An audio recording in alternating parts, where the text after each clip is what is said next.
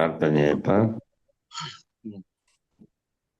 గురు బ్రహ్మా గురు విష్ణు గురుదేవో మహేశ్వరః గురు సాక్షాత్ పరబ్రహ్మ తస్మై శ్రీ గురవే నమః. బృహద్వాసిష్ఠ సిద్ధాంతం పూర్ణ బోధోపదేశికం వెంకటేశ్వర యోగీంద్రం సద్గురుభ్యో నమో నమః.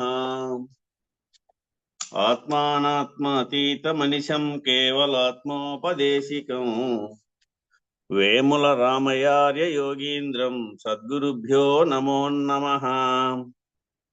క్షరాక్షరమతీతం చ అచల పూర్ణోపదేశిక శ్రీ పూర్ణానంద పులయార్య సద్గురుభ్యో నమో నమః.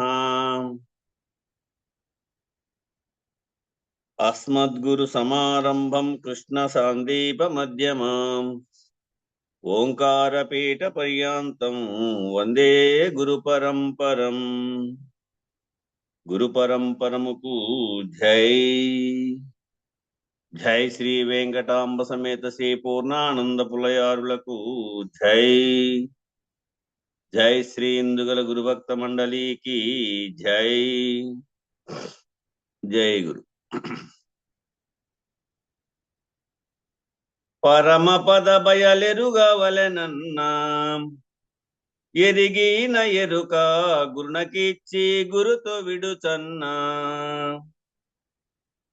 పరమపద బయలెరుగవలెనన్నా ఎరిగిన ఎరుక గురునకిచ్చి గురుతో విడుచన్నా. మరుపు తెరుపుల నిరిగే ఎరుకను నిరతమును తన సుషుప్తి జాగ్రత్త జరుగు స్వప్నము తుర్యమందున తిరుగుచును నీ ఎరుక లేనిది. పరమపద బయలెరుగవలెనన్నా ఎరిగిన ఎరుక గురునకిచ్చి గురుతు విడుచన్నా. గురుడు బ్రహ్మము గురుడు విష్ణువు గురుడు శివుడను గురుడు బ్రహ్మము గురుడే ముగ్గురు మూర్తుల నినను మరణ జననము గలిగియుండిరి. గురుడే ముగ్గురు ఎవుట ఎటులన్నా గుర్తించి తెలియ గురుడే బ్రహ్మము గురుతు లేదన్నా. గురువైతే నిజము ఎరుక మరుపులు లేకయుండన్నా. పరలోక ఇహము కొరకుండును గురు ఎరుక పరలోక ఇహము కోరకుండును గురుతు లేదన్నా. గురుని జూచిన నరునకెప్పుడును మరణ జననము లేకపోవును. గురుని కన్నా దైవమెరుగా గుర్తులేనిది మరు పరమ గోప్యము. పరమపద గురు తెరుగవలెనన్నా ఎరిగిన ఎరుక గురునకిచ్చి గురుతు విడుచన్నా. వేద శాస్త్ర పురాణ గాథలు కాదు ఎనిన వాద తర్కము బాధలుంచిన మూల ప్రకృతి భేదజాలమునందు మానవు ఆది మాయలో జిక్కినారన్నా. శోధించి దేహ మొదలు లేకను యున్నవారన్నా. ఛేదించి తన్ను ఎదుట అచలముగాంచలేరన్నా. వదించి ఎరుకను పాదు తీసెడు గురుడు నిజమన్నా. బంధంబు మోక్షము పదవి మూలము ఎరుగలేనన్నా. ఎందు చూచిన యుంది పూర్ణము నీదు మీదను క్రింద మధ్యను ముందు వెనుకను నీవు లేనిది ఎందు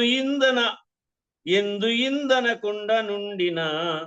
పరమపద బయలెరుగవలెనన్నా ఎరిగిన ఎరుక గురునకిచ్చి గురుతు విడుచన్నా.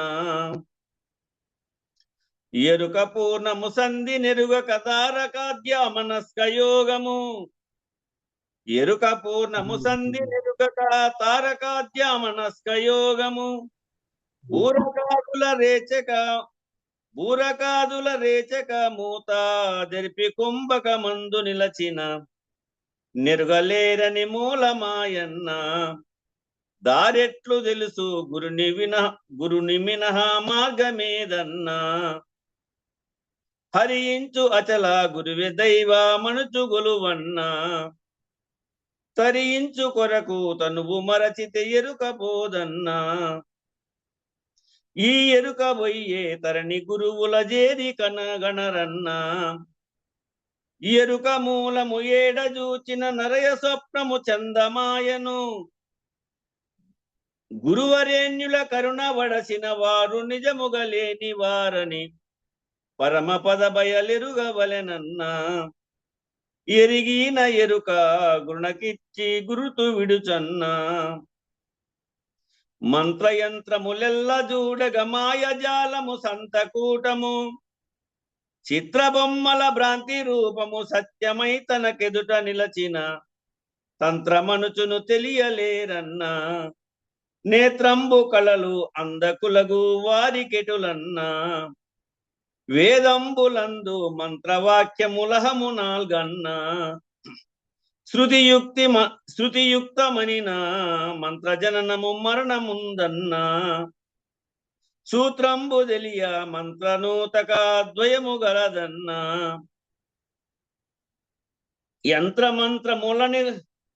యంత్రమంత్రము అనిమ సిద్ధులు చిత్రమౌనివి చింతయేలను. భద్రమైనది నేను నీవను పలుకు రహితము పరమ గోప్యము. భద్రమైనది నేను నీవను పలుకు రహితము పరమ గోప్యము. పరమ పద బయలెరుగవలెనన్నా. ఎరిగిన ఎరుక గురునకిచ్చి గురుతు విడుచన్నా. అండరూపము పిండమై బ్రహ్మాండ మధ్యను పిండ బ్రహ్మము. రెండుగానక ఏకమై తానుండు ప్రణవము ఎండమావుల చందముండక నిరుగవలెనన్నా. ముయ్యేటి మీదను గండి కావల ప్రజ్ఞ నిలదన్నా. రెండైన అహము గూడి చలనము సత్తు చూడన్నా. ఈ రెండు లేని మూడు నాల్గుల ముందు నిరుగన్నా. మూడైదులందు షోడశాక్షరి లీల లేదన్నా. జోడు లేనిది గురుని గోప్యము ఖండ ఖండ ఎరుక రహితము. జోడు లేనిది గురుని గోప్యము ఖండాఖండ ఎరుక రహితము. ఎండ చీకటి రీతి తనువులు తోడు లేనిది తత్వమావలి. పరమ పద బయలెరుగవలెనన్నా. ఎరిగిన ఎరుక గుణకిచ్చి గురుతు విడుచన్నా. ఉండి లేదని ఊహపోహల సంధియంబుల చేసే కల్పన. అందు ఇందున ఎందు దూరక ఎందు బోయను ఎరుక లేదిక. వదలి నిచ్చల గురుని గొలువన్నా. శబ్దంబు లేని శుద్ధమైనది సాక్షిగాదన్నా. దగ్ధంబు యౌను బంధమోక్షము సూటిగనుమన్నా. మృదువాక్య సంధి మూడు నాల్గుల పూర్ణ మెరుగన్నా. అర్థంబు తెలియ పదము రహితము పరమ పదమన్నా. ఆది అంత్యము లేకనెప్పుడు అదియునిదియు అననేది. ఆది అంత్యము లేకనెప్పుడు అదియునిది అననేది లేకను. కదలకున్నది వెంకటేశ్వర పదముగాంచిన భూమలోలుని. కదలకున్నది వెంకటేశ్వర పదముగాంచిన భూమలోలుని. పరమ పద బయలెరుగవలెనన్నా. ఎరిగిన ఎరుక గుణకిచ్చి గురుతు విడుచన్నా. బోలో శ్రీ సద్గురు మహారాజుకి జై. జై శ్రీ వెంకటాంబ సమేత శ్రీ పూర్ణానంద పులయారులకు జై. జై శ్రీ ఇందుగల గురు భక్త మండలికి జై. జై గురు. జై గురు. అందరికీ జై గురు. గురు పరంపరకు జై. ఇవాళ మనము సాంఖ్య తారక మనస్కము అనే, అంటే సాంఖ్యము తారకము అమనస్కము వేరువేరుగా ఉన్నటువంటిలో మళ్ళా వాటిలో పంచీకరణతో సహా అవన్నీ వచ్చాయి. అవన్నీ ఇందులో రావు. ఈ సాంఖ్య తారక అమనస్కము ఏమిటి, ఇది ఎందుకు అవసరము, సాధకుడుగా ఉన్నవాడు వేదాంత తత్వబోధలో మొదటగా తెలుసుకోవలసిన మెట్టు, దీనికి ఎంత ప్రాధాన్యత ఉంది అనే అంశం మాత్రమే వివరించినారు. సాంఖ్యం ఏమిటి, తారకం ఏమిటి, అమాస్కం ఏమిటి, దీన్ని అధిగమించితే సద్గురువు ద్వారా ఏ విధంగా తత్వబోధను తెలుసుకోవడానికి తాను తరించగలడు, తాను దాటడానికి ఉపయోగపడేటువంటి ఇది. తనను గురించి తాను తెలుసుకోవాలన్నా, బ్రహ్మాండం గురించి తెలుసుకోవాలన్నా ఇందులో ఉంది. సాంఖ్యంలోనేమో బ్రహ్మాండం పంచీకరణము, పిండాండ పంచీకరణము, అవి ఎట్లా ప్రకృతి అది మొదట ఎట్లా వచ్చింది, దానికి కారణం అంతా మన దీంట్లో భద్రాద్రి రామశతకంలో ఉన్నదే. తారకం కూడా అందులో ఉంది, అమనస్కము ఉంది. అయితే దీని యొక్క విశిష్టత ఏమిటి అనే దానికి ఓ ప్రసంగం చేసింటే అది దాన్నే పాఠంగా పెట్టాను. ఇంతకుముందు మనం బ్లూటూత్ స్పీకర్లో పెట్టి ఇంతకుముందు ఆశ్రమంలో అనేకసార్లు వినిపించినాం. కాబట్టి నగురోరధికం తత్వం, నగురోరధికం తపః, నగురోరధికం సత్యం పునః సత్యం పునః సత్యం అని. ఇది గురు పౌర్ణమి నాడు ఇది వ్యాఖ్యానం చేసినది విద్యాసాగర్ గారు, స్వామి గారు, విద్యాసాగర్ స్వామి గారు. కాబట్టి గురు పౌర్ణమి నాడు అన్ని సాంప్రదాయాలలో, ముఖ్యంగా భారతీయ సాంప్రదాయాలలో ఉన్నటువంటి ఔన్నత్యం ఏమిటంటే, అది ఏ సాంప్రదాయమైనా కానీ గురువుకు విశిష్ట స్థానాన్ని ఇవ్వడమే ఈ సాంప్రదాయంలో ఉన్నటువంటి, ఈ భారతీయ సంస్కృతిలో ఉన్నటువంటి ఔన్నత్యం ఏమిటంటే గురువుకు విశిష్ట స్థానం ఇవ్వడం.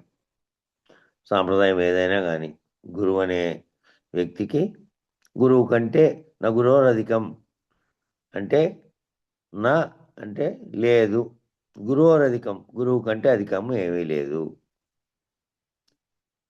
ఆ అధికమైనటువంటి తత్వము లేదు, అధికమైనటువంటి ఆ తపస్సు లేదు. గురువే విశిష్టమైనటువంటి స్థానంలో ఉన్నాడు. ప్రపంచంలో ఎన్నో సాంప్రదాయాలు ఉన్నప్పటికీ కూడా ఆ సాంప్రదాయాలన్నిటికీ కూడా భారతదేశం ప్రతిపాదించినటువంటి ఈ గురుతత్వమే తలమానికమై ఉన్నదన్నమాట. ఎన్నో దేశాల్లో ఎన్నో రకమైనటువంటి సాంప్రదాయాలు ఉన్నప్పటికీ, వాళ్ళు కూడా ఆధ్యాత్మిక బోధ దానికి సంబంధించినట్టు ఉన్నప్పటికీ, ఇక్కడ మాత్రం ఎందుకంటే ప్రత్యేకమైనటువంటి తత్వబోధ, తనను తాను గురించి తెలుసుకోవడం, బాహ్యంగా కనపడుతున్నటువంటి దాన్ని చూడడం, కొలవడం కాకుండా తత్వ విచారణ చేసేటువంటి దాంట్లో బోధించడానికి ఉన్నటువంటి గురు శిష్య సంప్రదాయం అనేది ఇక్కడ ఉన్నట్టుగా ఇక్కడ ప్రతిపాదించినటువంటిదే, ఇక్కడ ప్రతిపాదించిన గురుతత్వమే తలమానికమై ఉందట ప్రపంచం అంతటా. ఇక్కడ చెప్పినటువంటి ఏ గురుతత్వం ఉందో, గురువు శిష్యులు అనే తత్వం, అదే తలమానికమై ఉందట జగత్తంతా. మనిషి తనకు తెలిసిన విధంగా అనేక రకాలైనటువంటి సాధనలు చేస్తాడు. ఆ సాధనలు చేయాలంటే ఆ మార్గం ఏమీ లేదు, తనకు తెలిసిన విధంగా ప్రయత్నం చేస్తాడు. మళ్ళీ గురువు దగ్గరికి పోతేనేమో ఏ విధమైనటువంటి సాధనల వెనకాల ఏది ఉందో, దేని గురించి చేస్తున్నాడో, దేన్ని నేర్చుకోవడానికి, కాబట్టి ఏదో విధంగా చేస్తుంటాడు సాధనలు. తాను ఏమనుకుంటుంటాడు, భగవంతుడిని తెలుసుకోవాలనో, లేకపోతే ఉన్న దుఃఖాలు పోవాలనో, లేకపోతే లేని కష్టాలు రావాలనో, వాటి వెనకాల ఉన్నటువంటివి ఏమేమో కారణాలు ఉంటాయి. తనకు మనసులో ఏం కారణాలు ఉన్నాయో ఆ కారణాల వల్ల, దీనివల్ల ఏదో సాధన చేస్తే నాకు మేలు జరుగుతుంది అనేటువంటి భావనతో ఉంటాడు. ఆ సాధన ఏ రకంగా చేస్తున్నాడో, దేనికి చేస్తున్నాడో అనేది గనక మార్గదర్శకత్వం గనక లేకుండా ఉంటే, ఏ ప్రయత్నం చేసినా కూడా అది వికల్పాలతో కూడుకొని ఉంటుంది. ఇగో నువ్వు నాయనా దీని గురించి తెలుసుకో, ఇలా తెలుసుకో, ఇట్లా గట్టెక్కు అని చూపించే మార్గదర్శి లేకపోతే ఆ సంకల్పం సరైనటువంటి పద్ధతిలో పోదు. అందుకే గురువు అవసరం. గురువు ఎంతగా ఆ గురువు అనే పాత్ర మన తత్వం బోధించిందో, మన భారతదేశంలోని అన్ని తత్వాలు, మన తత్వం అంటే అచలతత్వం అని కాదు, అది ఏ సిద్ధాంతమైనా కానీ, అద్వైతం కానీ, ద్వైతం కానీ, విశిష్టాద్వైతం కానీ, ఏ సాంప్రదాయమైనా కానీ గురువుకైతే ప్రాధాన్యత ఇచ్చినారు కదా. ఆ బోధలో మళ్ళా వాడు కడతేరుతాడా, కడతేరినటువంటి స్థితిలో ఉన్నాడా, అది తాను సాక్షిగా ఉన్నటువంటి బ్రహ్మముగానే నిలిచిపోయాడా అద్వైతంలో? దాన్ని దాటినటువంటి మహాద్వైతంలో అసలు స్థితికి చేరుకున్నాడా లేదా అనేది వేరే ఆ బోధించే దేశకేంద్రుడైనటువంటి సద్గురువుని బట్టి ఉంటుందనుకోండి. అయితే అటువంటి మార్గదర్శకత్వం లేకుండా చేసే ప్రయత్నం ఏదైనా సరే వికల్పాలతో కూడుకొని ఉంటుంది. కాబట్టి అందువల్ల ఏది తలపెట్టినప్పటికీ మార్గదర్శకత్వం అనేది చాలా ముఖ్యమైనది. సరైన మార్గంలో సంకల్పించడానికి, సరైన మార్గంలో తాను సంకల్పించిన దాన్ని చేరుకోవడానికి. ఆది గురువు అయినటువంటి అందరికీ తారక మంత్రం బోధించినటువంటి సదాశివుడు గురువులందరిలోకెల్లా మొట్టమొదటివాడు. ఈ తారక మంత్రం బోధించినటువంటి సదాశివుడు గురువులందరిలోకెల్లా మొట్టమొదటివాడుగా చూస్తున్నాం మనం కూడా. అందుకనే దక్షిణామూర్తిని, ఈశ్వరుణ్ణి గురువుల్లోకెల్లా మొట్టమొదటి గురువులుగా చూస్తున్నాం. మనిషి తరించాలి అంటే సాంఖ్య తారక మనస్క పద్ధతిని ఆశ్రయించాలనేది ఒక సిద్ధాంతం.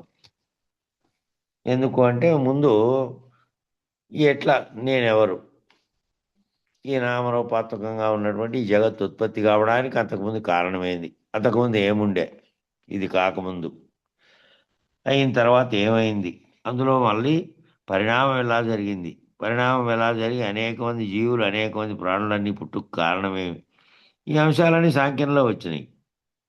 తారకమేమో తాను శరీరంగా భావిస్తున్నటువంటి దాంట్లో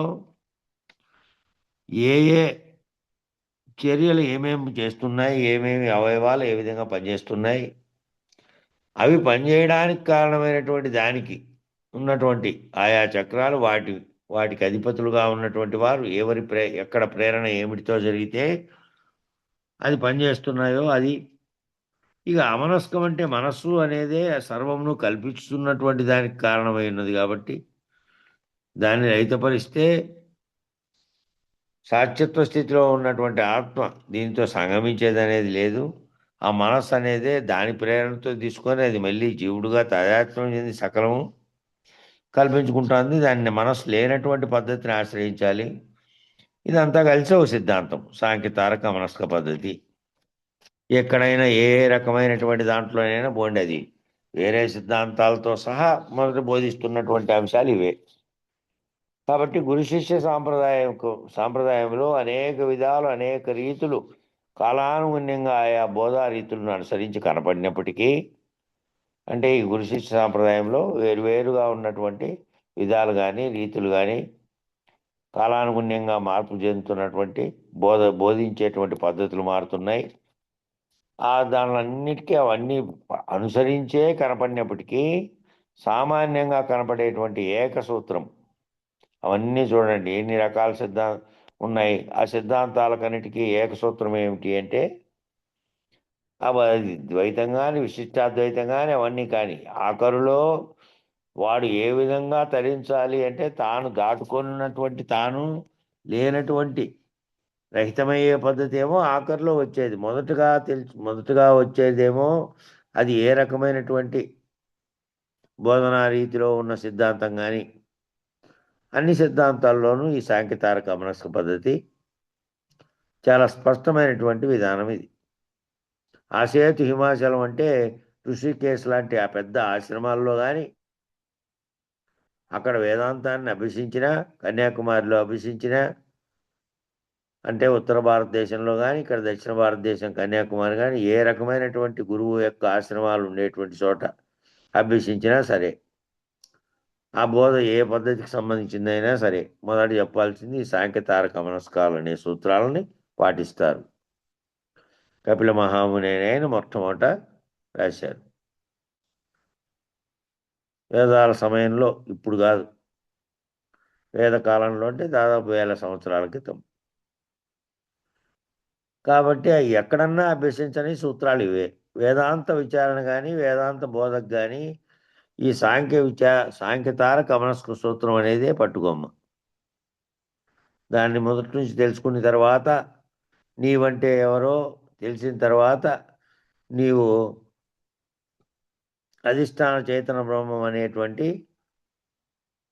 సాక్షి స్థితిలో ఉన్నటువంటి బ్రహ్మం నీవే అని కింద నుంచి దీని ద్వారా ఎక్కిపోయినటువంటి స్థితిలో ఉన్నవానికైతే నాయన ఇది ఎంత మాయతో కూడినటువంటి జగత్తు అని చెప్తే సరిపోతుంది కానీ జగత్తును విశ్వసిస్తూ జగత్తుతోనే తన పని చేసుకుంటూ జగత్తే సత్యం అనే వాడిని పిలిచి నాయన నువ్వు పుట్టనే లేదు ఈ జగత్తు కూడా పుట్టనే లేదన్నారనుకో ఇంకా వాడు ఏ విధంగా వాని గురించే తెలియదు. కాబట్టి ముందు సాంఖ్యతారక మనస్క పద్ధతి అనేది పట్టుకోమని ఎందుకన్నారంటే నిన్ను గురించి విశ్వాన్ని గురించి తెలుసుకున్న తర్వాత దాన్ని చూస్తున్నవాడు ఎవరు, దానితో తాదాత్మ్యం చెందుతున్నటువంటి వాడు సాక్షిగా నిలబడాలి ముందు. సాక్షిత్వ స్థితిలోకి రావాలి. దానితో తాదాత్మ్యం చెందినవాడుగా కాకుండా దాని అంతటినీ గుర్తించిన వాడుగా గుర్తెరుగుతున్న ఎరుక స్థితిలో ఉన్నటువంటి వాడుగా రావాలి అని అంటే ముందు దీన్ని తెలుసుకొని సులభం. దీన్ని తెలుసుకుంటేనేమో సులభం వానికి ఇంకా సులభమైనటువంటి పద్ధతిలోకి వచ్చాడు. ఇంకా తర్వాత గురువు బోధించదాన్ని సులభ రీతిలో అన్నీ అర్థం చేసుకోగలడు అని. కాబట్టి ఇక్కడ మళ్ళా వచ్చింది విద్యారణ్యులు బోధించినటువంటి వేదాంత పంచదశి. అటువంటి వేదాంత పంచదశి కూడా కపిల మహర్షి బోధించినటువంటి సాంఖ్య దర్శన సూత్రాలని ఆదర్శంగా స్వీకరించి బోధించారు. ఈ మధ్యనే మొన్న నెల కిందట హైదరాబాద్లో ఉన్నప్పుడు సంజీవన్నయ్య ఫోన్ చేస్తే ఈ వేదాంత పంచదశి వేదాంత పద్ధతిలో మన పద్ధతిలో ఎవరైనా బోధించారేమో చూద్దాము గ్రంథాలను చూస్తే అవి ఎక్కడా దొరకలేదు. వేదాంత పంచదశి ఒకటి వేదాంత పద్ధతిలో బోధించినటువంటిది చూద్దాము. అట్లే 1336లో ఆయన విద్యారణ్య స్వామి రాసినటువంటి వేదాంత డిండిమము, దానికి కూడా ఎవరైనా వ్యాఖ్యానాలు మన ఈ పద్ధతిలో రాశారా అనేది చూడి వెతకాలి. ఇంకా వెతికితే అందులో ఎక్కువ భాగం వివరించినటువంటిది దీని గురించి. కాబట్టి వేదాంత పంచదశి అటువంటి వేదాంత పంచదశి కూడా కపిల మహర్షి బోధించినటువంటి సాంఖ్య దర్శన సూత్రాలను ఆదర్శంగా స్వీకరించి బోధించారు. వేదాంత పంచదశిలో కూడా ఈ సూత్రాలు కపిల మహాముని రచించినటువంటి సాంఖ్య దర్శన సూత్రాలు, దాని పేరు సాంఖ్య దర్శన సూత్రాలను ఆధారంగా స్వీకరించే బోధించారట. అయితే ఈ విచారణ ఎడతెగక సాగుతూ ఉంటుందన్నమాట. ఈ విచారణ ఎటువంటిదా ఉంటుందంటే ఎడతెగని సాగుతూ ఉంటుంది. ఎడతెక్క సాగుతూ ఉంటే ఎట్లా సాగుతూ కాదు, అది తెలుసుకోవడానికి మాత్రమే ఉండాలి. తెలుసుకున్న తర్వాత ఏమవుతుంది ఆఖరకు సాంఖ్యంతో సహా సర్వము ఉత్తది, సర్వము లేని కళలో జరిగినటువంటిదని ఒక్క మాటతో అక్కడ కొట్టేస్తున్నాడు మళ్ళా. కాబట్టి తనను గురించినటువంటి తెలుసుకునే స్థితిలో సాధకుడు గుర్తించాల్సిందంతే. సాధకుడు గుర్తిస్తే మళ్ళీ అవసరం లేనిది ఇదంతా గుర్తుపెట్టుకొని పరీక్షలో గుర్తుపెట్టుకొని అన్నీ చెప్పాలన్నట్టు కాదు. నీ స్థితి ఏమిటో తెలుసుకోవడానికి ఇన్ని రకాలుగా సాగించింది ఇది. ప్రతి సాధనలో కూడా దాని పరిమితులను గుర్తిరగడం చాలా అవసరము. ఏ సాధన చేసినప్పటికీ కూడా ఆ సాధన యొక్క పరిమితులు, ఆ పరిమితి ఎంతవరకు అంటే ఆ తెలుసుకునే వరకు పరిమితి. అది తెలుసుకొని దాని స్థితి గుర్తిరగడమే దాని యొక్క పరిమితి. ఇంకా అవసరమైన విషయాలు అనవసరం. ఈ సాంఖ్య విచారణ ఎప్పటికైనా పూర్తి అవుతుందా అంటే ఒకసారి మొదలు పెడితే ఇంకెప్పటికీ పూర్తి కాదు అది. ఎందుకంటే అది జరుగుతూ ఇక్కడ నీ దగ్గర మొదలైతే అది అయిపోవాలంటే సులభ రీతిలో ఊరికి అర్థం చేసుకుంటూ పోవాల్సిందే తప్ప ఒక్కటొక్కటగా తీసుకొని చెప్పినారంటే 1 సంవత్సరాలు ఇదే పడుతుంది ఇంకా. కాబట్టి అప్పటికీ పూర్తి కాదది. మీరు నేర్చుకుంటున్నటువంటి పంచకోశ విచారణ, పంచకోశాల విచారణ, త్రిభుత్కరణం అంటే అవస్థాత్రయము, గుణత్రయము, శరీరత్రయము, ఇట్లా మూడులుగా చెప్పేటువంటి ఎన్ని రకాల సిద్ధాంత భేదాలైనా సరే ఇవన్నీ సాంఖ్య విచారణలో భాగమే. ఈ అవస్థాత్రయం ఎవరికి కలుగుతోంది? జీవునికి కలుగుతోంది. 3 అవస్థలు కలుగుతున్నాయి జీవునికి. గుణత్రయము 3 గుణాలు, తర్వాత శరీరత్రయము 3 శరీరాలుగా చెప్పినటువంటి స్థూల సూక్ష్మ కారణ శరీరాలు, ఇట్లా మూడుగా ఎన్ని సిద్ధాంత భేదాలైనా సరే ఇవన్నీ సాంఖ్య విచారణలో భాగంగా వచ్చేటివే. కాబట్టి నీకు సులభ రీతిలో చెప్పేటువంటి వేదాంత తత్వంలో చెప్పేటువంటి వాక్యం గురువాక్యం నుంచి వచ్చేది సులభంగా అర్థమైపోవాలంటే జాగ్రత్తలో వ్యవహరిస్తున్నటువంటి నేను, కలలో వ్యవహరిస్తున్న నేను, నిద్రలో ఉన్నటువంటి నేను ఉన్నప్పటికీ తాను గుర్తెరగని నేను వ్యవహారం చేసేటువంటి వ్యవహార నేనులాగా ఇన్ని రకాలుగా విభజించుకోవడానికి సులభమైనటువంటి సాంఖ్య విచారణ చేసిన వాడైతే ఆ వాక్యం వెంబడితే అర్థమైతూ పోతూ ఉంటుంది. కాబట్టి ఇన్ని రకాలుగా ఈ మూడు మూడులుగా చెప్పేటువంటివన్నీ ఎన్ని సిద్ధాంత భేదాలైనా సరే అన్ని సాంఖ్య విచారణలో భాగమే. అయితే దీనికి స్పష్టత జోడించడానికి దీనికి స్పష్టత జోడించాలి. దీనికి స్పష్టంగా ఏమిటిది, ఎందుకు చేస్తున్నాం ఇది, ఈ విచారణ ద్వారా ఏం తెలియబడాలి, అన్నిట్లోనూ ఉంది. మన బోధనే కాదు, సాంఖ్య విచారణ ప్రారంభము సాంఖ్యతార గమనస్క పద్ధతి అనేది అన్ని రకాలైనటువంటి ఇందాక చెప్పాడు కదా, దేశంలో ఏ రకమైనటువంటి కంచి పీఠం లేకపోతే విచారణ జరిపేటువంటి వేదాంత విచారణ జరిపేటువంటి అన్ని పీఠాలలో ప్రారంభంలో బోధించేది ఇది. కాబట్టి దీనికి స్పష్టత జోడించాలంటే పిండాండ పంచీకరణ, నమశివాయ పంచీకరణ, దానిని అక్షర బ్రహ్మాండ పంచీకరణ, ఆఖరికి ఈశ్వర పంచీకరణ అనేటువంటి 4 స్పష్టమైనటువంటి బోధాలు ఇంతకుముందు దాంట్లో చెప్పాడు. నమశివాయ పంచీకరణ ఆల్రెడీ మనకు వచ్చింది, వీరి బుక్లోనే అది గురుపాద కాస్తవంలోనే ఏమో వచ్చింది, చెప్పారు ఈయనే నమశివాయ పంచీకరణ. కాబట్టి దీనికి స్పష్టత జోడించడానికి ఈ పిండాండ పంచీకరణ, నమశివాయ పంచీకరణ, దానికి అక్షర బ్రహ్మాండ పంచీకరణ అని, ఆఖరికి ఈశ్వర పంచీకరణ అనేటువంటి 4 స్పష్టమైనటువంటి బోధ విధానాలను ప్రవేశపెట్టారు. అవి కూడా ఇదంతా కూడా సాంఖ్య విచారణే. ఇక స్థూల సూక్ష్మ కారణ మహాకారణ తను చతుష్టయం, అది మళ్ళా జీవతనువులు ఈశ్వర తనువులు అనేటువంటి 2 భేదాలతో స్థూల సూక్ష్మ కారణ మహాకారణ అనేటువంటి 4 రకాలు ఇక్కడ స్థూలం పిండాండంలోనూ ఉన్నాయి, బ్రహ్మాండంలోనూ ఉన్నాయి స్థూల సూక్ష్మ కారణ మహాకారణాలు. వాటిని విచారిస్తే మళ్ళీ వాటిలో 2 రకాలు ఉన్నాయి కదా, జీవతనువులు 4, ఈశ్వర తనువులు 4, 8గా ఉన్నాయి.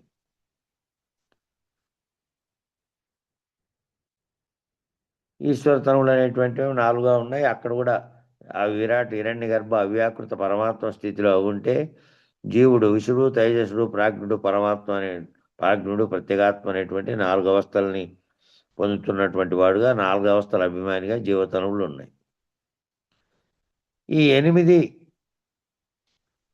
కాబట్టి మహాకారణ తను చతుష్టయం, అది మళ్ళా జీవతనువులు ఈశ్వర తనువులు అయింది అనేటువంటి 2 భేదాలతో మళ్ళా ఆయా తను చతుష్టయానికి సంబంధించినటువంటి సాక్షిత్వ నిర్ణయం. ఆ చతుష్టయానికి అంతటికీ ఈ 4 ఆ 4 కూడా ఒక సాక్షి ఉన్నాడు. ఇక్కడ ఉంటేనేమో జీవసాక్షి, పిండాండ సాక్షిగా ఉన్నటువంటి ఆత్మస్వరూపుడు, అదే ఆత్మ బ్రహ్మాండం అంతటి కల్పించడానికి కారణమైనటువంటి ఈశ్వర తనువులుగా ఉన్నటువంటి బ్రహ్మాండ సాక్షిగా ఉన్నటువంటి పరమాత్మ. కాబట్టి ఈ లక్ష్యంతో బోధించబడుతూ ఉంటాయి సాంఖ్య విచారణ అంతా కూడా. అంటే జాగ్రత్త అవస్థ, స్వప్నావస్థ, సుషుప్తావస్థ, తురీయము. మళ్ళీ ఇలా కూడా సామ్యం కోసమని చెప్తుందన్నమాట. మళ్ళీ సామ్యం ఈ అవస్థల్లో జరుగుతున్న వాటికి ఈ 4 రకాలైనటువంటి 4 స్థితులను పొందుతూ ఉన్నాడు. 3 అవస్థలు, మరి ఈ 3 అవస్థలకి సాక్షిగా ఉన్నటువంటి తుర్యం. మళ్ళీ ఇలా కూడా సామ్యం కోసమని చెప్పబడుతున్నమాట. అంటే కేవలం మళ్ళా స్థూల శరీరం అంటే సప్తధాతువులతో కూడినటువంటి నీ శరీరం గురించి చెప్తున్నారని అనుకుంటారని, మళ్ళా కింద భౌతికంగా చూపించినటువంటి 7 ధాతువులతో కూడుకొని శరీరం ఏ విధంగా ఉందో దాన్ని చెప్తారని మళ్ళీ వాటికి సామ్యంగా ఉన్నటువంటి పదాలు తీసుకొచ్చారు. జాగ్రత్త అవస్థ అంటే మేల్కొని ఉన్నప్పుడు వ్యవస్థ, స్వప్నావస్థ అంటే ఆ మేల్కొని సూక్ష్మ స్థితిలో ఉన్నటువంటి తేజస్సుడుగా ఉన్నటువంటి తేజంతో దాన్ని కలగని చెప్పి గుర్తుపెట్టుకున్నటువంటి వ్యవస్థ. సుషుప్తావస్థ అంటే పూర్తిగా నిద్రపోయిన అవస్థ, గాఢ నిద్ర అవస్థలో ఏ చలనము లేదు, మనసులో చలనం లేదు, శరీరంలో లేదు. శరీరంలో గాలి ఒకటి పోతోంది, అదే చలనం తప్ప. ఈ తుర్యం అనేదేమో అక్కడ సాక్షిగా ఉన్నటువంటి 3 అవస్థలకి గుర్తెరిగినటువంటి శాశ్వత స్థితిలో ఉంది. ఈ సామ్యం కోసమని ఈ విధమైనటువంటి ఆ వ్యవస్థలకు వేరు పదాలని వాడారు. కాబట్టి ఈ స్థూల శరీరం అంటే కేవలం మళ్ళా స్థూల శరీరం అంటే శబ్దాతువుల గురించి కాదని ఆ శరీరం గురించి చెప్తున్నారు అనుకుంటారని వ్యష్టి సమిష్టి భేదాలని, వ్యష్టి ఏమిటి, సమిష్టి అంటే ఏమిటి, జడచేతన విమర్శను కూడా జోడించి, జడచేతనం అంటే జడంగా ఉన్నది ఏది, ఏది తనకు తానుగా దేన్ని కూడా కదలిక తనలో కలగలేనిది ఏది, ఏది సంకల్పిస్తే కదలిక కలిగింది, ఏది చైతన్యం స్వయంగా చైతన్యవంతమై ఉన్నది, ఆ జడం ఏది, చైతన్యం ఏది అని చెప్పడానికి మళ్ళా వ్యష్టి సమిష్టి భేదాలను కూడా జోడించి చెబుతున్నారు ఈ సాంఖ్య విచారణలో. ఇలా బోధించడం వల్ల ఏం జరుగుతోంది? ఈ సాంఖ్య విచారణ మీరు సాంగముగా అభ్యసించడం వల్ల ఇదంతా అభ్యాసంలో భాగమే. ఎంత తెలుసుకుంటున్నదంతా అభ్యాసంలో భాగంగా తెలుసుకుంటున్నారు. తెలుసుకున్నది గనక మీరు ఆ అభ్యాసంలో మీ మైండ్లో మీ ఆలోచనల్లో ఫిక్స్ అయిపోతే మళ్ళీ మళ్ళీ పదే పదే మళ్ళీ చదివి తెలుసుకోవాల్సిన పద్ధతి కూడా కాదు ఇది. మళ్ళీ మళ్ళీ మనం తత్వాలు చదువుకొని నేర్చుకుంటున్నటువంటి దాంట్లోనేమో ఇదంతా లేదు.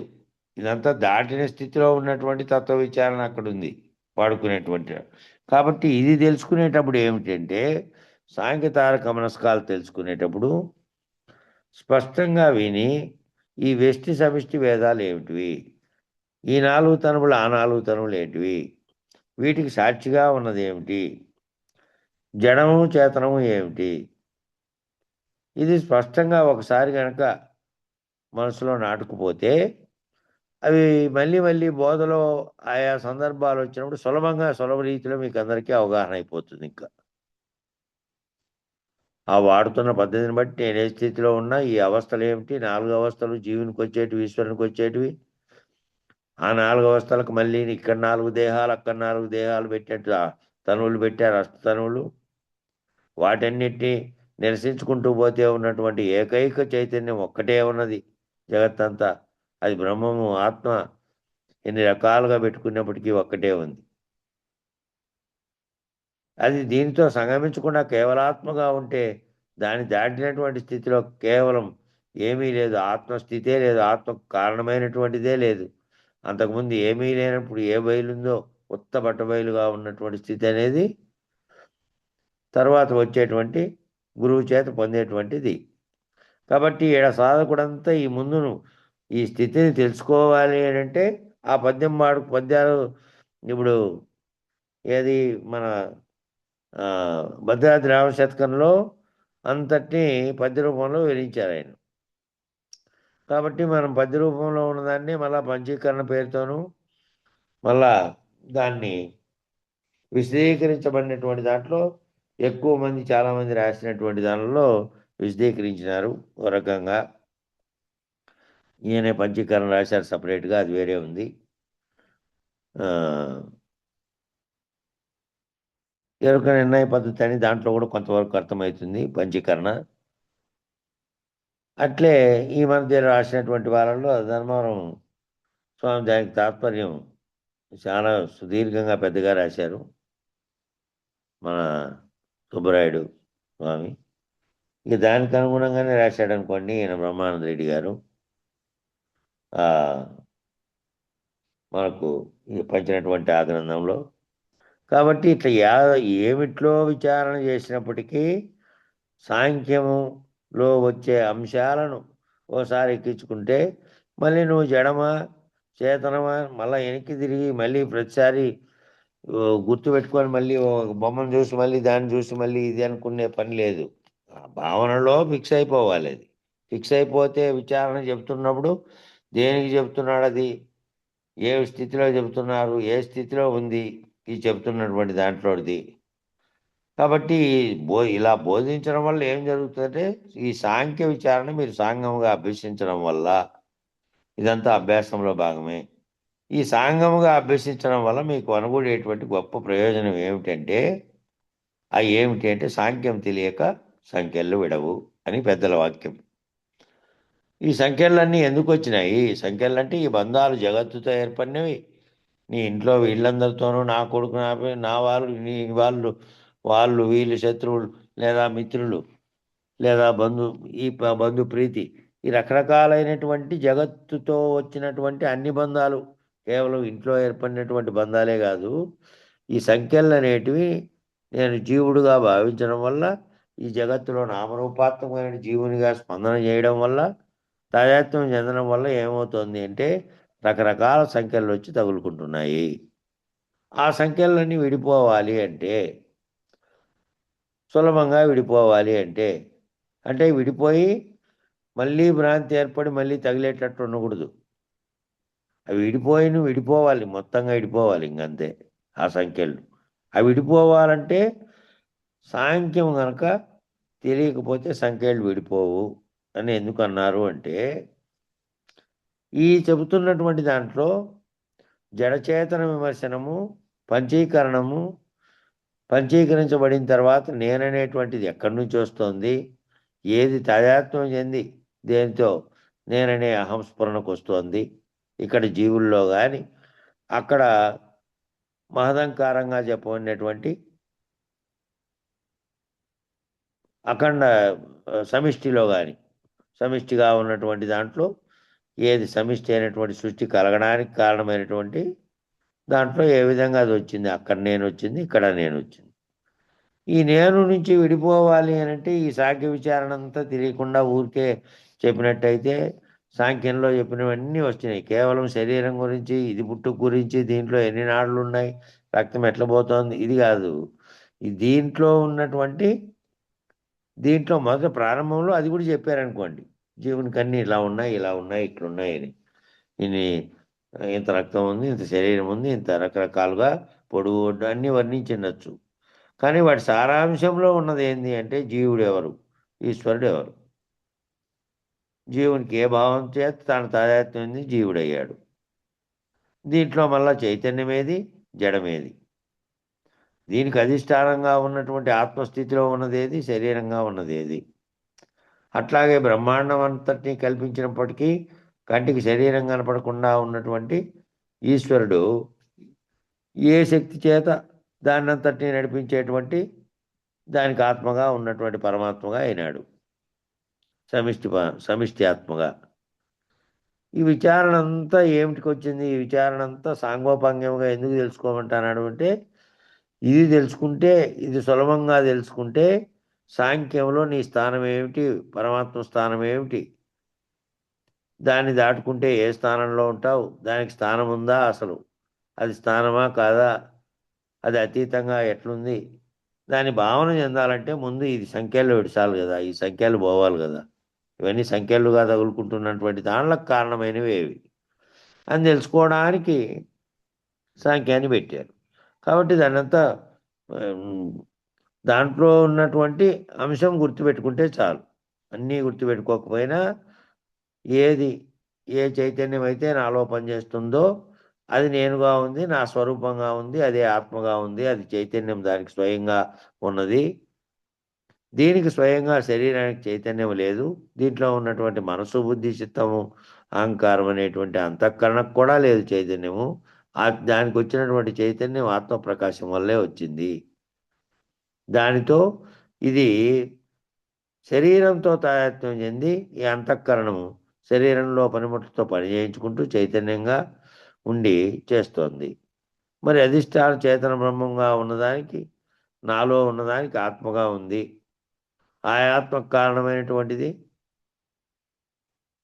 అంతకుముందు ఆ ఆత్మ సమిష్టిని ఎట్లా ఏర్పరిచింది, ఆ సమిష్టిని ఏర్పరిస్తే వెష్టులన్నీ ఎట్లొచ్చినాయి వాటిల్లో, ఈ వివరణ అంతా కూడా దాంట్లో విచారణలో పోతుంది. అది విచారణ చేస్తున్నటువంటిది కాదు ఇప్పుడు చెబుతున్నదేమో, దానిని గురించి చెబుతున్నది. దాన్ని తెలుసుకుంటే నీకు ఏ విధంగా సులభంగా సంఖ్యలు పెడతాయి అని.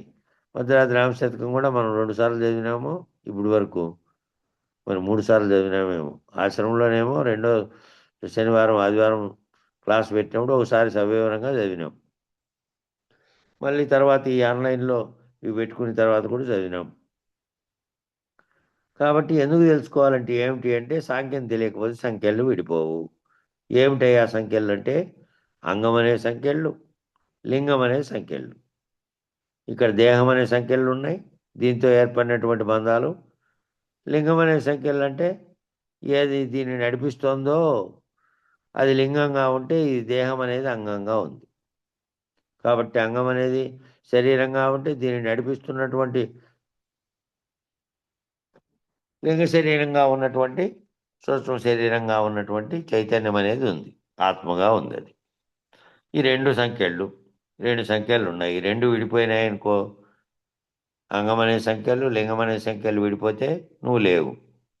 మనకేమున్నాయి ఏంటంటే ఇవి పుట్టుకతో వచ్చినాయి. నువ్వు పుట్టుకతోనే వచ్చాయి, నువ్వు పుట్టుక ముందే ఉన్నాయి, నువ్వు పుట్టక ముందు కూడా ఉన్నాయి. ఈ జగత్తు పుట్టుకతోనే వచ్చాయి ఇవన్నీ. అంగం అనే సంఖ్యలు, లింగం అనే సంఖ్యలు. ఈ సంఖ్యలు విడిపోయే పద్ధతిలో సాంఖ్య విచారణ జరగాలి. ఈ పద్ధతిలో ఈ విడిపోయే పద్ధతిలో జరగాలి సాంఖ్య విచారణ. మళ్ళా అవి బిగుసుకునే పద్ధతిలో కాదు. కాబట్టి విచారణ ఎట్లా చేయాలంటే సంఖ్యలు బలపడే పద్ధతిలో సాంఖ్య విచారణ చేయకూడదు.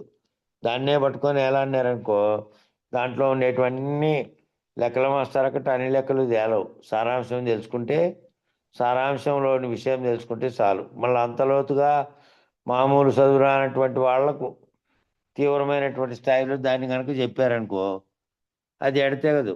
రెండే చెప్పాలి, తనంతకు తానుగా కదలకుండా జడంగా ఉన్నటువంటి దాంట్లో కదిలించేది ఏది, అది వెష్టిగా ఉంది. ఆ వెష్టి ఏర్పడడానికి కారణమైన బ్రహ్మాండం ఎట్లొచ్చింది, అది దాని వరకు పైన అర్థమయ్యే విధంగా తెలుసుకొని ఆ సంఖ్యలు విడగొట్టుకోవాలి. బలపడే పద్ధతిలో సంవత్సరాల తరబడి సంఖ్య విచారించారంటే మళ్ళా మొదటికే వస్తుంది. కాబట్టి బలపడే పద్ధతిలో సంఖ్య విచారణ కాకుండా విడిపోయే పద్ధతిలో సంఖ్యలు విడిపోవాల. ఒక్కటొక్కటి తెలియబడే కొద్దీ సంఖ్యలలోంచి విడిపోయినటువంటి స్థితిలోకి రావాలి. నేనంతా పరిశీలించిన మేరకు మీరంతా బాగా చదువుతున్నగా కనపడుతోంది, కానీ సంఖ్యలు మాత్రం విడిపోతున్నట్లు కనపడలేదు. ఆ స్వామి అక్కడ పోయినటువంటి సభలో చెప్పిన మాట ఇది. ఏమన్నాడంటే మీరంతా బాగానే చదువుకున్నట్టుగా కనపడుతోంది, కానీ సంఖ్యాన్ని గురించినటువంటి దానికి సంబంధించిన గ్రంథాలు అవి, కానీ సంఖ్యలు విడిపోతున్నట్టేమో కనపట్లేదు నాకు అన్నాడు ఆయన. కాబట్టి మీరు అధ్యయనం చేసేటప్పుడు కానీ, మిమ్మల్ని మీరు పరిశీలించుకునేటప్పుడు కానీ, దీన్ని అధ్యయనం చేసేటప్పుడు కానీ, లేదా మిమ్మల్ని మీలేకి పరిశీలించుకునేటప్పుడు కానీ, ఈ జాగ్రత్త సాక్షి అయినటువంటి విషుడు, స్వప్న సాక్షి అయినటువంటి తైజస్సుడు, సుషుప్తి సాక్షి అయినటువంటి ప్రాజ్ఞుడు, తురియ సాక్షి అయినటువంటి ప్రత్యేగాత్మ, ఇది జీవతన చతుష్టయానికి సంబంధించినటువంటి సాక్షిత్వం. సాక్షి అంటే దానితో మిళితం కాకుండా దానిని గురించి, దాని యొక్క స్థితిని గురించి తెలుసుకుని వేరుగా ఉంటున్నవాడు, తెలుసుకుంటున్నటువంటి వాడు. కాబట్టి విషుడు అనేవాడు ఏంటి, విశ్వాన్ని తన కళ్ళతో జాగ్రత్తావస్థలో విశ్వాన్ని చూస్తున్నాడు. తన చుట్టూ విశ్వమే ఉంది, దానితో ప్రవర్తిస్తున్నాడు, వ్యవహరిస్తున్నాడు, దాని పనులు ఏమున్నాయో చేస్తున్నాడు. ఇవన్నీ జాగ్రత్తకు సాక్షిగా జాగ్రత్త సాక్షి అయినటువంటి విషుడు ఏం చేస్తున్నాడు, విషుడుగా విశ్వాన్ని విశ్వసిస్తూ చేస్తున్నప్పటికీ ఆ జాగ్రత్తలో ఏం జరుగుతుందో, జాగ్రత్తలో జరుగుతున్న దాన్ని తనలో ఉండేటువంటి నేననేటువంటి సాక్షి, మళ్ళీ కిందికి దిగొచ్చినటువంటి అవయవాలతో పనిచేస్తున్నటువంటి అంతఃకరణం కంటే కిందికి వచ్చినది కాదు. అంతఃకరణము ఏ విధంగా స్పందించి శరీరం అనే పనిముట్టుతో చేస్తోందో, ప్రవర్తిస్తోందో, జాగ్రత్త అవస్థలో జరుగుతున్నటువంటి వ్యవహారం అంతటినీ సాక్షిగా అభిమానిగా ఉన్నటువంటి వాడెవరంటే విషుడు. జాగ్రత్తలో జరిగే వ్యవహారానికి అంతటికీ, నీలోనే నీకు జరిగే వ్యవహారం అంతటికీ కూడా సాక్షి. బయట జరుగుతున్నటువంటి దాన్ని చూసి, దృశ్యాలను చూసి మళ్ళీ నీలేక అన్వయించుకొని గుర్తెరుగుతున్నది కూడా ఆ జాగ్రత్త సాక్షి అయినటువంటి విషుడు. స్వప్న సాక్షి అయినటువంటి తైజసుడు. స్వప్నానికి సాక్షిగా ఉన్నాడంటే స్వప్నం ఎప్పుడొచ్చింది, పడుకొని మగత నిద్రగా ఉన్నప్పుడు, ఇంకా గాఢ నిద్ర పట్టకముందే, బాహ్య శరీరం ఒక చోట ఒరిగి ఉన్నప్పుడు, నిద్రలేకపోతున్నప్పుడు, అక్కడ సూక్ష్మ స్థితిలో ఉన్నటువంటి శరీరంలో ఆ ఏ చైతన్యం అయితే బాహ్య చైతన్యంగా ఉన్నది విరమించి జాగ్రత్తలోంచి లోపల పనిచేస్తున్న స్థితిలో ఇంకా సూక్ష్మ స్థితిలో ఉన్నదో అది కలగనింది. ఆ కళ ఎక్కడి నుంచి వచ్చిందో తనకు తాను సృష్టించుకున్నది ఏమీ కాకపోయినప్పటికీ, తాను ఇలాగే రావాలని కోరుకోకపోయినప్పటికీ, లేదా ఒకవేళ అనేక సార్లు దేని గురించన్నా డిస్కషన్ చేసుకోనో, దేని గురించైనా ఆలోచన మదనపడింటే, ఆ మదనం ఆ బాధకు సంబంధించింది కూడా వస్తుంది ఒక్కోసారి స్వప్నంలో.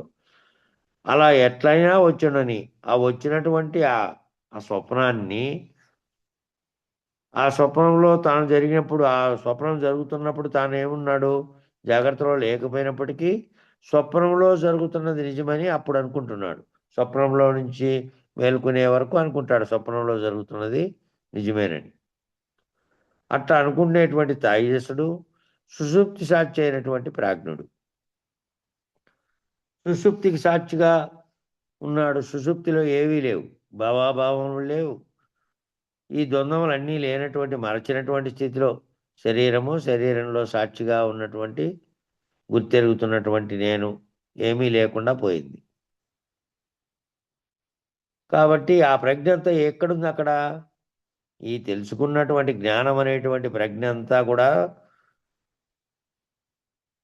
నిద్రలో సాక్షిత్వ స్థితిలో ఉంది. మెలకువ వస్తానే మళ్ళీ నిన్నటిదాకా జరిగిన విషయాలు తెలుసు, నిన్నటిదాకా జరిగిన వ్యవహారము తెలుసు. అటువంటి ప్రాజ్ఞా స్థితిలో ఉన్నటువంటి సాక్షి గనక లేకపోతే నిన్న ప్రతిరోజు కూడా చనిపోయి మరణించినట్టుగా మళ్ళీ రాత్రి పోయి మళ్ళీ పొద్దున్నే వస్తున్నట్టుగా వస్తున్న దాంట్లో నిన్నటి విషయాలన్నీ గుర్తుకు రాకుండా అయిపోయేటివి. ఆ వస్తున్నటువంటి దానికి ప్రాజ్ఞుడిగా ఉన్నటువంటి సాక్షి గాఢ నిద్రావస్థలో సాక్షిత్వ స్థితిలో ఉన్నాడు. ఇక తురీయ సాక్షి అయినటువంటి ప్రత్యేగాత్మ ఈ మూడవస్థల్లో ఏం జరుగుతోందో, ఈ మూడవస్థలు వ్యవహారిక నేనుతో ప్రపంచంలో చేస్తున్నది ఏంది, వ్యవహారిక నేను కాకుండా ఉన్నప్పుడు ఏ నేనైతే ఆత్మస్థితిలో ఉండి దీనితో సంగమించకుండా దీని అంతటికీ ప్రకాశం కలగజేస్తున్నటువంటి స్థితిలో ఉన్నదో, ఆ ప్రకాశం కలగజేస్తున్నటువంటిది దీనితో తాదాత్మ్యం చెందకుండా దీని అంతటికీ సాక్షిగా ఉన్నటువంటి తుర్య స్థితిలో ఉన్నటువంటి ప్రత్యేగాత్మగా ఉన్నటువంటిదేమో ఇది జీవతను చతుష్టయానికి సంబంధించినటువంటి సాక్షిత్వం. ఈ 4 జీవతనువులు 4 తనువులకి 4 స్థితిలో ఉన్నటువంటి దానికి 4 రకాలైనటువంటి సాక్షిత్వం ఇదే. మరి సాక్షి అనేవాడు ఇంతకీ ఒకడా నలుగురా? సాక్షి అనేవాడు ఒక్కడే. 4 అవస్థల్లో 4 సాక్షులు చూపుతున్నారు ఇక్కడ. మళ్ళా జాగ్రత్తలో ఉన్నాడు, జాగ్రత్తను గమనించుతున్నటువంటి సాక్షి, కళను గమనిస్తున్నటువంటి సాక్షి, గాఢ నిద్రావస్థలో ప్రజ్ఞ అంతటిని సాక్షిత్వ స్థితిలో పెట్టుకొని జాగ్రత్తలో విషయాలు కానీ స్వప్నంలో విషయాలు కానీ దేన్ని లేనటువంటి సర్వము లేనటువంటి తానే ఉన్నాడో లేదో మెలకు వస్తే తప్ప తెలియదు. అటువంటి స్థితిలో ఉన్నటువంటి ప్రాజ్ఞుడనే సాక్షి తుర్యం అనేటువంటి ఈ మూడవస్థలని మీరి మూడవస్థల యొక్క వ్యవహారాలనంతటినీ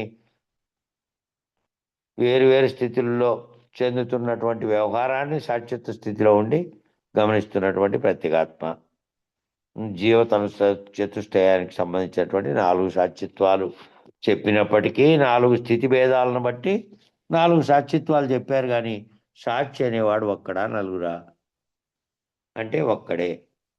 ఒకడేనా? మరి 4 చెబుతున్నావే. ఈ 4 అవస్థను బట్టి చెబుతున్నావు. ఇంతకీ అవస్థ అంటే ఏమిటి? అసలు అవస్థ అంటే ఏమి? అస్తహ అంటే స్థిరముగా ఉండుట. బాగా గుర్తుపెట్టుకోండి. అస్తహ అంటే స్థిరముగా ఉండుట. అవ అంటే దిగడం. ఆ స్థిరంగా ఉన్న దాంట్లో నుంచి కిందికి దిగడం.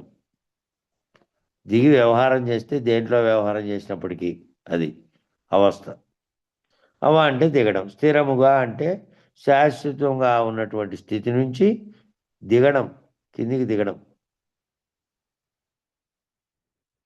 చ్యుతి చెందడం, ఆ స్థితి పోవడం. ఆ స్థితి శాశ్వతంగా స్థిరంగా ఉండే స్థితిలో నుంచి ఒక వ్యవహారంలోకి దిగిరావడం. అది దిగొస్తే అవస్థ. అస్థ అంటే స్థిరంగా ఉండేదాన్ని ఒక అవ అంటే దిగడం అంటే కిందికి దిగొచ్చి వ్యవహారంలోకి రావడం. ఏ వ్యవహారంలోకి వచ్చినప్పటికీ ఆయా వ్యవహారము ఆయా అవస్థల్లో జరుగుతోంది. ఆ జరుగుతున్న దాంట్లోకి దిగి రావడం, మళ్ళీ ఆ స్థితి పోవడం, ఆ స్థితి మళ్ళా లేకుండా ఇంకో స్థితి వస్తుంది. కాబట్టి ఆ స్థితి పోవడం, ఇది అవస్థ అంటే స్థిరంగా ఉండే ఒక స్థితిలో నుంచి ఇంకో స్థితిలోకి మారడం, దిగి రావడం. ఇప్పుడు తురియాన్ని అవస్థ అనవచ్చా? మరి తురియము ఈ మూడు అవస్థల్లో మూడు రకాల వ్యవహారాలు జరుగుతున్నటువంటి ఉన్నాయి. ఇక్కడ జాగ్రత్త అవస్థలో నువ్వు మేల్కొని ఉన్నావు, అడిగిన దానికి చెప్తున్నావు, మాట్లాడుతున్నావు, వివరిస్తున్నావు, వింటున్నావు, కంటున్నావు, సర్వమును చేస్తున్నావు. జాగ్రత్త సాక్షిగా ఉన్న విషుడికేమో విశ్వాన్ని చూసి విశ్వంతో పనిచేస్తూ విశ్వాన్ని చుట్టూ కళ్ళతో చూస్తూ మళ్ళా తన భావనలో ఆలోచన చేస్తూ తన పని ఏవో చేసుకుంటూ పోతున్నాడు. కాబట్టి ఆ చేసుకుంటున్నటువంటి వాడిని గుర్తెరుగుతున్నటువంటి ఆ జాగ్రత్త అవస్థలే జరిగే సర్వాన్ని గుర్తెరుగుతున్నటువంటి వాడుగా ఉన్నాడు. కాబట్టి విశ్వంతో విషుడు అనబడి పిలువబడినాడు. స్వప్నావస్థగా ఉన్నటువంటి వాడేమో సూక్ష్మ స్థితిలో ఉన్నటువంటిది పూర్తిగా జాగ్రత్త అవస్థలో లాగా కాకుండా సూక్ష్మ స్థితిలో ఉంటే అది తనకు తానే కల్పన చేసుకున్నటువంటి ఓ కల్పితమైనటువంటి విషయం జరుగుతోంది అక్కడ అని దాన్ని ఆ కల్పిత విషయాన్ని గుర్తుంచుకొని ఏం జరిగిందో ఆ స్వప్నంలో మళ్ళీ గుర్తుకు తెచ్చుకున్నటువంటి తేజస్సుడు అక్కడ. ఈ సుషుప్రావస్థగా ఉన్నప్పుడేమో ఈ అవస్థను ప్రతి అవస్థను అనుభవిస్తున్నటువంటి వాడు మళ్ళీ అనుభవిస్తున్నటువంటి దాన్ని ఈ విధంగా నువ్వు అనుభవించావు, జాగ్రత్త అవస్థను, స్వప్నావస్థను, సుషుప్నావస్థను అనేది తెలుపుతున్నాడు వాడు ఆ మూడవస్థలుగా చెప్పబడుతున్నటువంటి దాంట్లో. ఇక తుర్యావస్థ అని అనొచ్చా? అది అవస్థగా ఉందా? ఈ మూడవస్థలను గుర్తెరుగుతున్నటువంటి సాక్షిగా ఉన్నటువంటిది ఉంది. దాని అవస్థ పొందినటువంటి అవస్థ, ఇట్లా పొందాడు దీన్ని, ఈ మూడవస్థలనేమో పొందాడు, జాగ్రత్తలో ఉన్నాడు, స్వప్నంలో తేజస్సుగా కల్పన చేసుకున్నాడు. ఆ కల్పన అప్పుడు వరకు నిజమన్నే మళ్ళా మేల్కుంటానే లేనిది కానిది అయింది. మళ్ళా సుషుప్త అవస్థలో ఉన్నటువంటి జ్ఞాతగా ఉండి అప్పటి వరకు జరిగిన సర్వ విషయాలు సాక్షిత్వ స్థితిలో ఉండి మళ్ళా మేల్కుంటానే ఏ విధంగా జరిగిందో అంతకుముందు అని గుర్తుపెట్టుకుండడమే కాక మళ్ళీ తాను రాత్రి సర్వమును మరిచినటువంటి గాఢ నిద్రావస్థలో ఉన్నదాన్ని కూడా చెబుతున్నటువంటి ఆ అవస్థను తాను ఫీల్ అవుతున్నాడు. ఫీల్ అంటే తాను భావన చెందుతున్నాడు అవన్నీ, ఆ మూడు అవస్థల్ని. తురియావస్థలో అది భావన చెందేది ఉందా? ఈ మూడు అవస్థలను గుర్తెరిగినటువంటి వాడు వీటికి సాక్షిగా ఉన్నటువంటి స్థితే కదా అది. దాన్ని అనవచ్చా అవస్థ అని? అనకూడదు. కాబట్టి దాన్ని ఏమనాలి? దాన్ని అవస్థ. మూడవస్థలు అని అన్నారు కానీ 4 అవస్థలు అనలే. మూడవస్థలకు సాక్షిగా ఉన్నవాడు తుర్యం. కానీ చాలా చోట్ల తుర్యావస్థ అనే పదం కూడా వాడారు. నిజానికి దాన్ని అవస్థ అనవచ్చునా? అనకూడదు. కాబట్టి మరి దాన్ని ఏమనాలి? తుర్యము అనాలి, అవస్థ అనకూడదు అంతే. తుర్యము అనాలంతే, తుర్యావస్థ అనకూడదు. అవస్థ అంటే దిగివచ్చినటువంటి దానితో తాదాత్మ్యం చెంది ఆ సమయంలో ఆ అవస్థలో ఏమి జరిగిందో, ఏం అనుభూతి చెందావో ఆ అనుభూతిని వివరించేటట్టు ఉండాలి అవస్థలు. కాబట్టి ఆ 3 అవస్థలు అనుభవించావు, ఆ 3 అవస్థలకి సాక్షిగా చెబుతున్నావు. ఈ 4వదైనటువంటి దాన్ని నువ్వు అనుభవించేదా?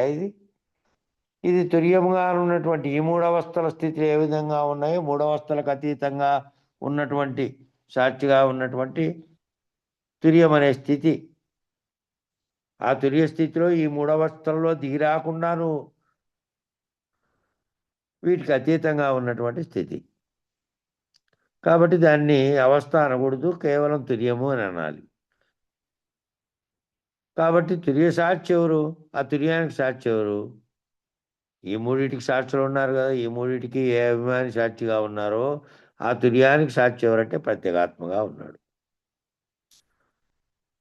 ప్రత్యేగాత్మగా ఉన్నాడు జీవునిలో. జీవుని యొక్క తురియ స్థితికి సాక్షిగా ఉన్నటువంటి వాడు అంటే మూడవస్థల్ని గుర్తెరుగుతున్నటువంటి సాక్షిగా ఉన్నవాడు తురియ సాక్షిగా ఉన్నవాడు ఎవరంటే ప్రత్యేగాత్మగా ఉన్నాడు. ప్రత్యేక ఆత్మ, ప్రత్యేకాత్మ. అలా మామూలుగా జీవాత్మ అన్నారంటే జీవుడిగా దిగి వచ్చినటువంటి జీవునితో తాదాత్మ్యం చెంది మామూలుగా వ్యవహారం చేసినటువంటి ఆత్మ.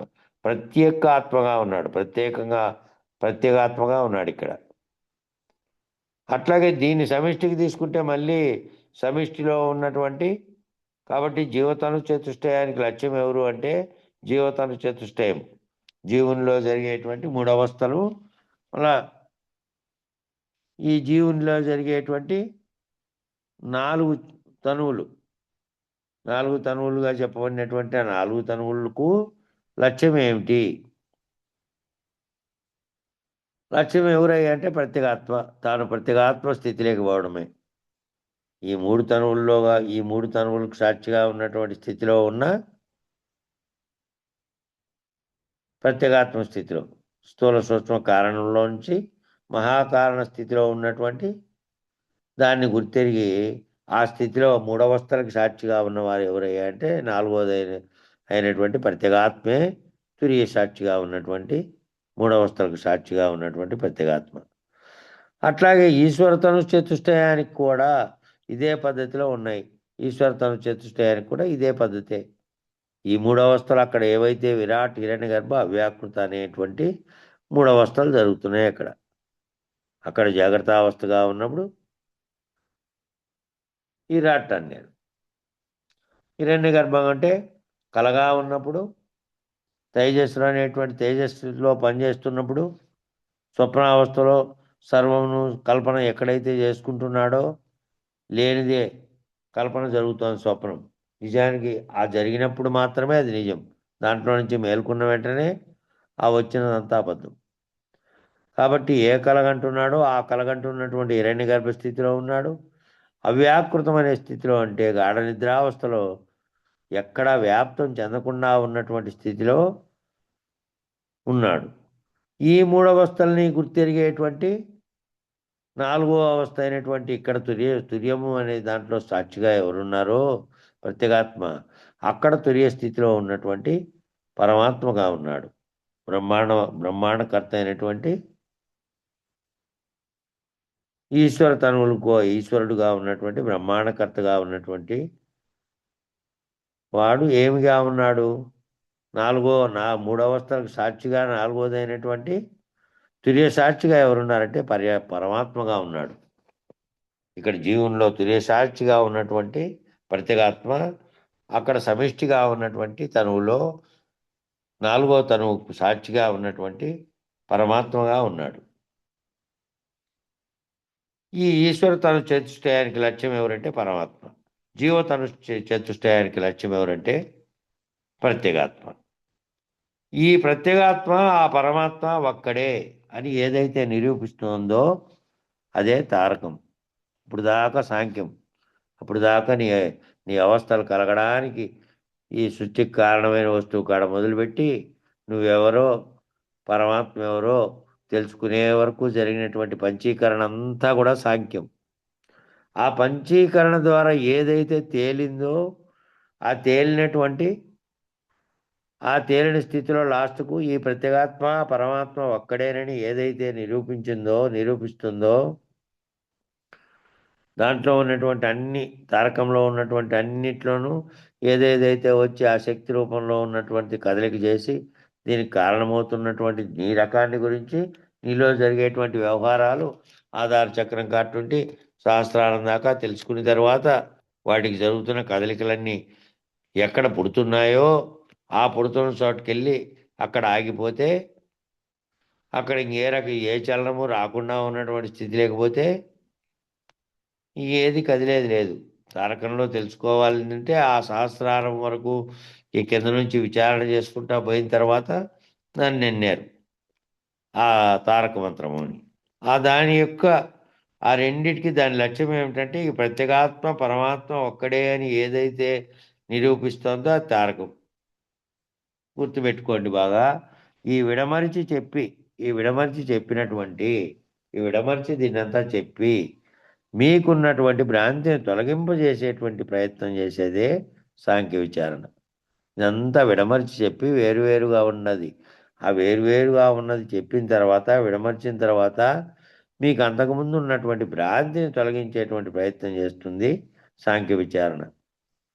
అయితే ఈ ప్రత్యేగాత్మ పరమాత్మ ఒక్కడేనని ఏ సాధన చేత అయితే నిరూపించబడుతోందో, ఈ ప్రత్యేగాత్మ పరమాత్మ ఒక్కడే అని ఏ ఏ సాధన చేత నిరూపించబడుతోందో, ఏ సూత్రం చేత నిరూపించబడుతోందో దాని పేరే తారకం.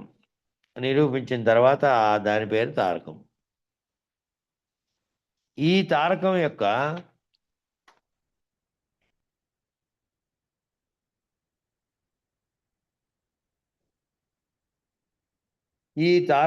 అనుభవ జ్ఞానం ఎవరికైతే ఉంటుందో, ఈ తారకం యొక్క అనుభవ జ్ఞానం ఎవరికైతే ఉంటుందో వాళ్ళే నిర్ణయంగా చెప్పగలుగుతారు ఈ ప్రత్యేగాత్మ ఆ పరమాత్మ ఎలా ఒకటయ్యారు, ఏ విధంగా ఒకటయ్యారు అనే నిర్ణయం ఎవరు చేయగలుగుతారంటే, ఎవరైతే ఈ తారకం అనే దాన్ని తెలుసుకొని అంతకుముందు సాంఖ్యం తెలుసుకున్నారు. సాంఖ్యం అంటే మొత్తం పిండాండోత్పత్తి, జగత్తుత్పత్తి, దీనికి కారణాలు, దానికి కారణాలు, దీంట్లో 3 అవస్థలు, దాంట్లో 3 అవస్థలు, ఈ 3 అవస్థలకు సాక్షి, ఆ 3 అవస్థలకు సాక్షి, ఆ 2 సాక్షులుగా ఉన్నటువంటి వారు అంతకుముందు స్థూలంగా జగత్తు ఏర్పడడానికి కారణం, సూక్ష్మంగా ఉన్నది ఏర్పడడానికి కారణం, జీవుడుగా సమిష్టిగా, ఈ జీవుడుగా ఈశ్వరుడుగా, అదంతా అందులో విచారణ చేశారు.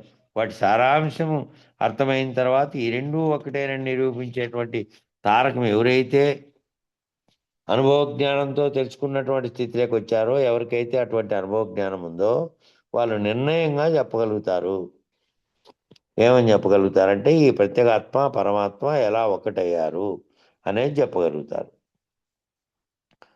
కాబట్టి ఇక్కడికి సమయం సరిపోయింది. ఇక్కడికి ముగిద్దాం. ఇటు నుంచి రేపు చెప్దాం. మంగళం చెప్పండి. మంగళం చెప్పే వెంకటదాసు. జై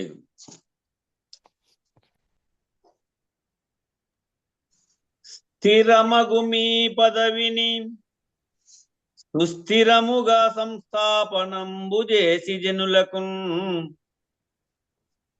పరిపూర్ణ బోధ ప్రకటపరచిన మరి శివరామార్యులకు మంగళమనారే. ఆర్యులకిప్పుడు మంగళమనారే. పొంగుతూ సిద్ధాంత పూర్ణులయ్యరు కాను భంగపరచిన గురు పారంపర్యులకు మంగళమనారే. తత్పీఠమునకు మంగళమనారే. నిరతము జగములు మీదియు మరుపును ఎరుకయును లేక మాయయు లేక పరిపూర్ణులైనట్టి గురునకు మరి మరి విశ్రాంతి జందియు మంగళమనారే. నిత్యము శుభ మంగళమనారే. అంగాలింగములకు అతీత మగుమాయ సంగారహిత గురు సభకు అధ్యక్షులకు మంగళమనారే. నిత్యము శుభ మంగళమనారే. మరియును పీఠస్థులకును పరమతత్వ విచారులకును నిరతము వేదాంత సభలో నిలకడైన సాధు జనులకు హారతిదిగో మంగళహారతిదిగో. సద్గురుమూర్తికి హారతిదిగో మంగళహారతిదిగో. మంగళం శ్రీ గురుదేవాయ మహనీయ గుణాత్మనే సర్వలోక శరణ్యాయ సాధు రూపాయ మంగళం.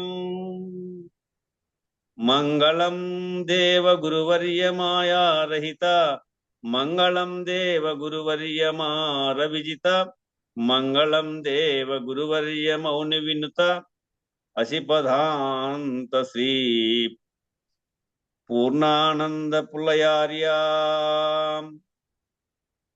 శ్రీ మద్గురువర్యులకు భోక్తోపచార శక్తోపచార దేవోపచార రాజోపచార పూజా సమర్పయామి. జై గురు. జై